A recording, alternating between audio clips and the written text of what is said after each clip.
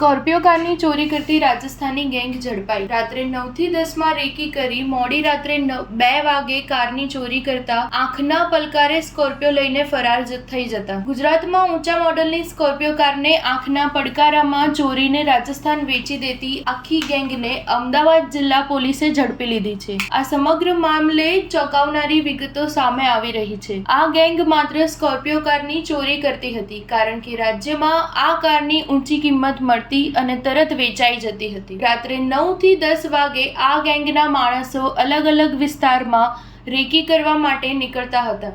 તેઓ પોતે પણ કાર લઈને આવતા હતા જેથી અન્ય કોઈને શંકા ન જાય। એક વખત કાર જોઈ લીધા બાદ તેઓ મોડી રાત્રે 2 વાગ્યાની આસપાસ કાર ચોરવા માટે જતા હતા। તેઓ પહેલા કારની નીચે જઈને સાયરનનો વાયર કટ કરી દેતા હતા। ત્યારબાદ વચ્ચેના દરવાજેથી કારમાં પ્રવેશ કરીને પળભરમાં તેઓ ત્યારથી રફુચક્કર થઈ જતા હતા। પોલીસ સૂત્રો પાસેથી મળતી માહિતી પ્રમાણે રાજસ્થાનથી આવતી આ ગેંગ ગુજરાતમાંથી સ્કોર્પિયો કારની ચોરી કરતી હતી। રાજસ્થાનમાં આ કારનો ઉપયોગ NDPSની હેરફેર માટે થાય છે જેથી આ કાર ત્યાંના માફિયાઓ તરત જ ખરીદી લે છે અને નજીવી કિંમતમાં લોકો કાર ત્યાં આપી દેતા હોય છે।